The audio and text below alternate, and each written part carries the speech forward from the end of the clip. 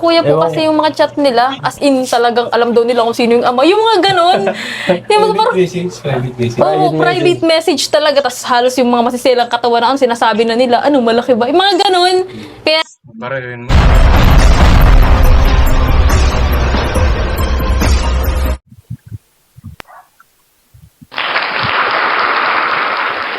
Alright, so magandang umaga, tanghali, hapon kung saan lupalok man kayo ng mundo ngayon. Isa na naman pong bagong reaksyon ang ating bibigyan, ang ating opinion base sa aking naunawaan na intindihan at base na rin sa mga nangyayari sa paligid, no? Ang ito ay mapag-usapan. Okay? So, babalikan po natin, no, yung itong naging issue doon sa isang beneficiary. Kalingap Edu. Kasi, di ba, medyo worse yung nangyari doon dahil talagang napagbintangan na si Edu yung ama, nabuntis ni Edu, a lot of things, di ba? So, nanawagan na nga si Boss Edu o si Kalingap Edu, natigilan na sana.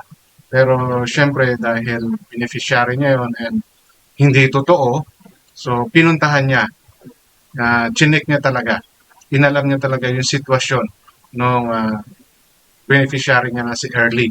Dahil siya yung napabalitang may video pa daw, di ba? At pinapahulaan pa kung sino yung ama. Diba?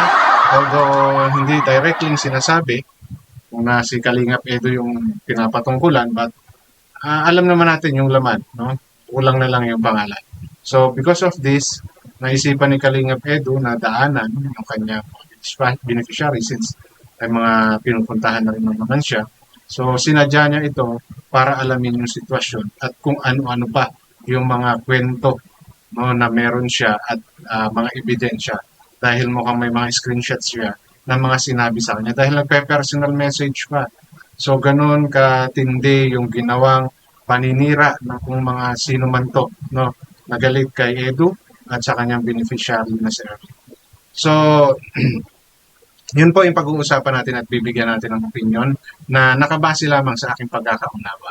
And maraming salamat po doon sa mga patuloy na sumusuporta sa aking channel at nagsusubscribe, especially sa mga Kalingap supporters, no? And even sa mga Daddy Frankie, Tekram, and Connie Alves. Salamat po sa inyong tiwala at medyo nakikita natin ang progreso ng pag-angat ng ating subscriber. And yun po ay salamat sa inyong lahat ay sa tiwalang pinagkakalaob nyo sa Panglingap.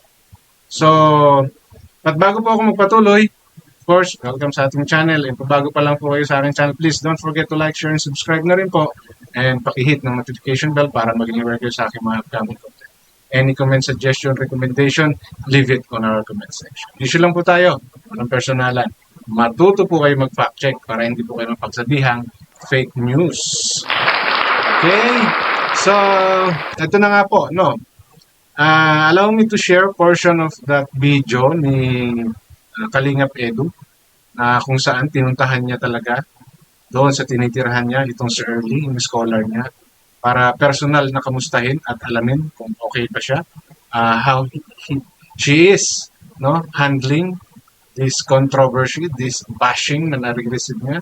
And so far, based dito sa video, okay naman siya. Allow me to share that portion. Bihira. Grabe kasi talaga yung mga nangyari. Kaya nga. Saka, kasi ang ingay na rin kasi kahit sa comment section kung Kaya nga po. Saka ang dami ko nababasa. So, parang mas lumala pa rin lalo sa inyo. Hindi lang mas lumala sa inyo. Sa akin mga medyo, beneficiary ang sa akin medyo natiningan. naglaylo na. Sa akin medyo naglaylo na sa akin. Yun yung masama. Kasi dahil sa tingin nila, nahihirapan silang sirain si Edu, yung mga beneficiary, no, nililink pa talaga sa kanya. No, sinisiraan yung mga beneficiary at I think hindi lang si Early. No, si Early lang yung pinaka-latest because of the situation na nangyari sa kanila ni Viancé. No?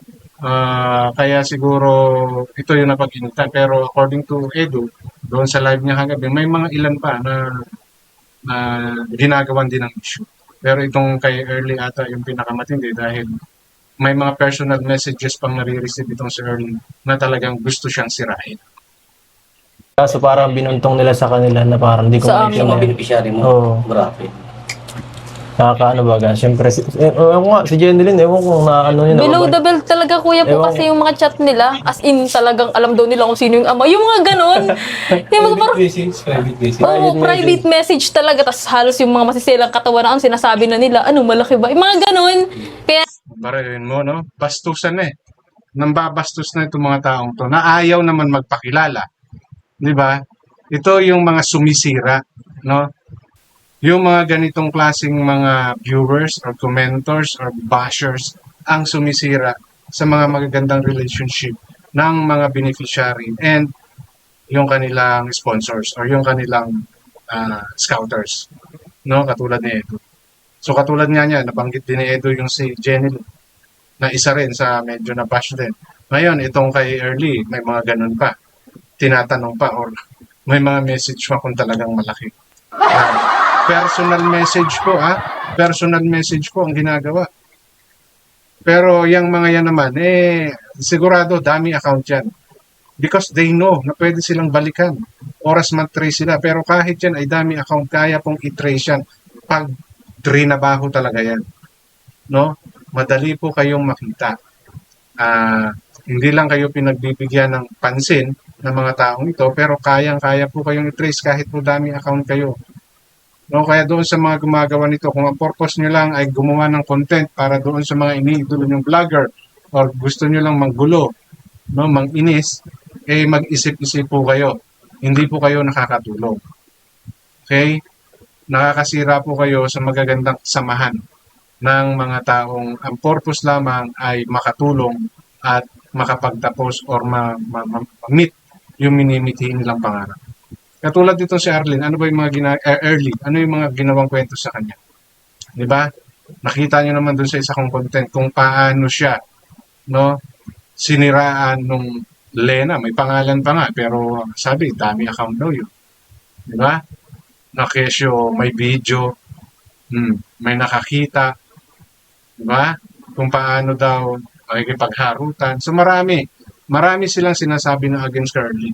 That's why napasugod dito si Kalingap Edo. Just to make sure na kung okay pa ba si Early doon sa mga nangyayari sa kanya. And ito, ang revelation niya, meron pang mga personal message at may mga ganong tanong pa.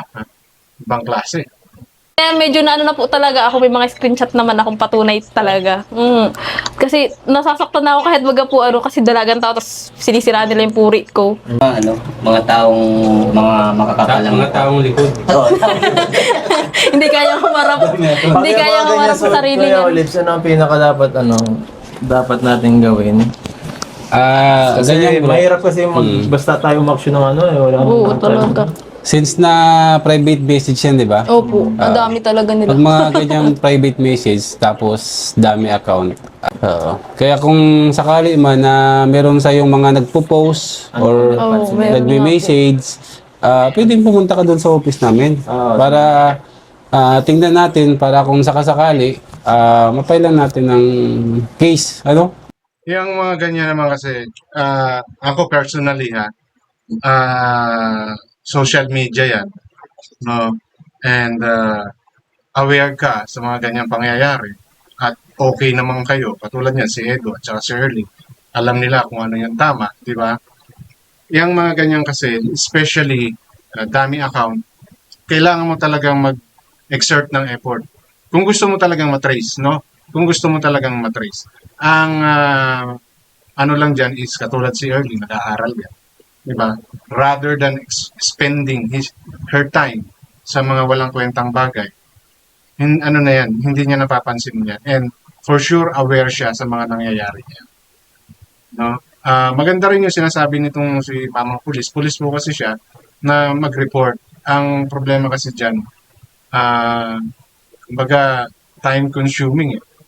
Diba? Kahit nasabihin natin ipapalo ka pa rin ng mga pulisan natin yan. Parang ang hirap isingit, no? Ngayon, kung talagang seryoso si Early, ang ganda pa rin naman na i-push niya yan. Kasi katulad niyan, may kaibigan silang pulis na pwedeng umalalay talaga. Pero kung sa mga normal na mga beneficiary lang yan, no, na well aware of the situation at hindi naman talaga sila ganun, some of them, or they might, no, leave it that way kasi mamamatay at mamamatay din naman yung issue na yan. Pero yun nga lang, di ba? Kung ikaw ay, kumbaga, pinapahalagan mo talaga yung pagkatao mo, eh, magagawa mo talaga i-push yung mga ganitong pagkakaso. No? In the first place, maganda rin naman yun, di ba? Para maturuan ng leksyon.